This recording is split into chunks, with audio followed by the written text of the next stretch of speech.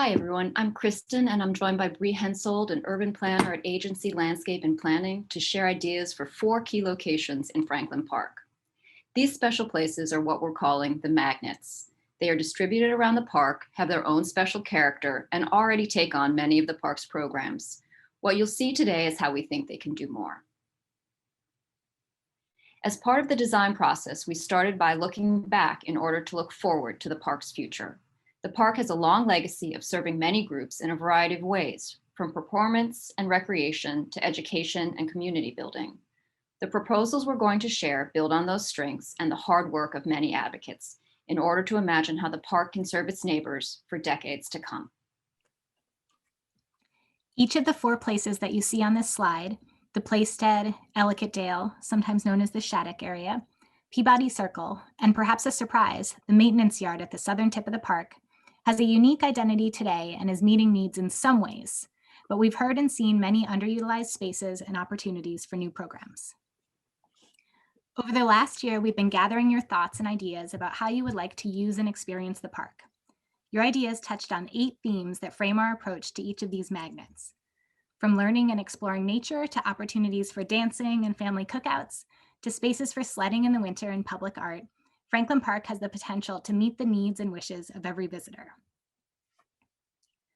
The idea of these 4 magnets builds on history and amplifies the programs and character of each space, incorporating community feedback and enhancing major destinations in each corner of the park. Let's take a quick look around. The Playstead will continue to be a destination for arts and recreation, with improvements that also better incorporate the edges around the space. Ellicott Dale will have changes that make it better able to be a place for everyday life, for informal sports, family gatherings, and small events. Peabody Circle will transform from a place for cars to the neighborhood's front porch and a true gateway to the park. And the city's maintenance yard has the long-term potential to serve more public uses and integrate wellness. We're calling it the yard to embrace its broader community role. We imagine that the changes to these anchor areas will make more space for a 4-season experience, accommodating everything from the beloved large summer festivals at the Playstead to new ideas like skating, sledding, a winterfest, and farmers market. Let's start at the Playstead as it is today, anchored by ball fields and White Stadium and framed by the wilderness and Long Crouch Woods. Many people know this place for the Elma Lewis Playhouse, the Valley Gates, or the Bear Dens at its edges. The Playstead today is perhaps the park's most iconic and well-used place. We heard this loud and clear through community feedback, yet we also heard some of the challenges to current use. Roads and parkings conflict with pedestrian spaces. The fields themselves are well worn. There is no real sense of arrival and limited viewing areas. We're excited to imagine this important park magnet renewed to work better for all of its many different uses: tailgating, sports, education, and large gatherings, and to bring in new elements like stormwater management that increase habitat diversity and health. With an expanded clear view across the open lawn, you can see new structures for the Elma Lewis Playhouse and shared access to White Stadium. Off image, a path to a reimagined Bear Dens weaves through Long Crouch Woods. This can be accomplished through simple changes that respect the historic framework and today's uses. At the center, White Stadium and the fields will be more strongly connected, both physically and with open access. Elma Lewis Playhouse will be celebrated with a return to its historic site on the overlook, with better infrastructure and viewing areas. New spaces built into the sloping hillside, a tailgate edge, and Prospect Grove will create comfortable places for people to watch games and gather informally.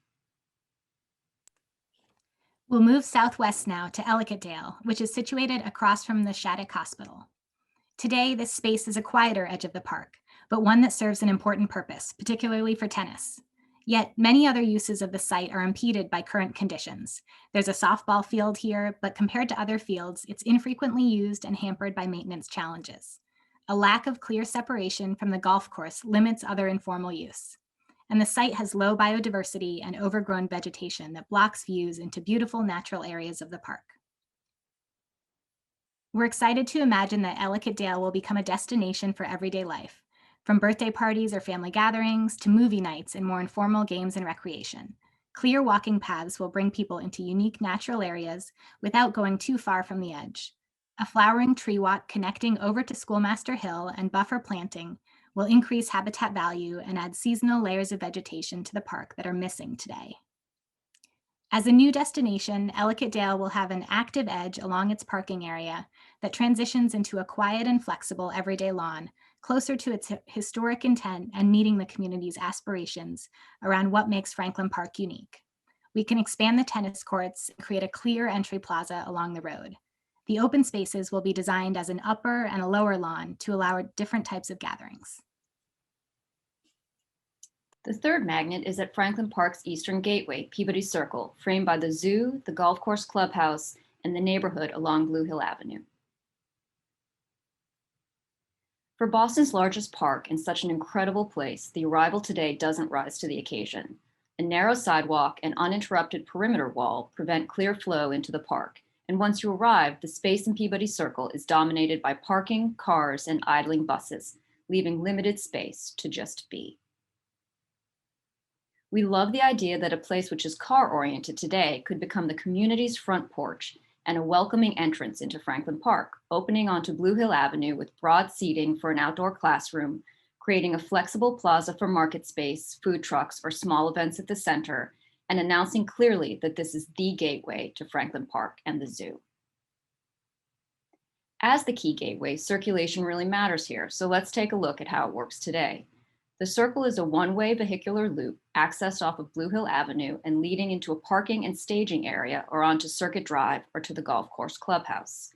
MBTA buses use the circle as they wait to move on to other bus stops along their routes. The circle also accommodates limited parking for park destinations. Our proposal retains vehicular access, but makes this much more of a place for people as well. The one-way loop is changed to a two-way entrance onto Franklin Park Road and connects to a new shared parking lot on Refectory Hill. This opens up opportunities to clarify pedestrian movement within a newly unified park space program for people, including more shade and seating and a more visible approach to the zoo. Additional parking is supported within an expanded lot for zoo visitors further along Circuit Drive. Finally, we'll travel to the southern tip of the park to reimagine what the current maintenance yard could be through collaborative programming over time. Today, the yard acts very much as a backyard, one that is internal and private to city services. But the area is already in need of reimagining to function better for its own purposes, and it has what many other areas in the park lack: buildings. What if that reimagining could also involve partnerships with food-oriented groups, schools, the Arboretum, or others who could bring more public uses into the edges of the yard? We'd like to retain the essential maintenance uses, but can do this more efficiently. This allows the space to introduce wellness-based community programs that complement the operational aspects of the yard, but also layer in education, workforce development, and a wider range of uses. There are great examples of urban farming and community gardens nearby. The yard could be a place for programs like this to scale up and to have more publicly accessible components. We know that food is something that really brings people together, and we've heard a lot of program ideas for the park that touched on food, from gardens to beekeeping to composting to concessions. The yard can be a place that offers all of these things, as well as training year-round.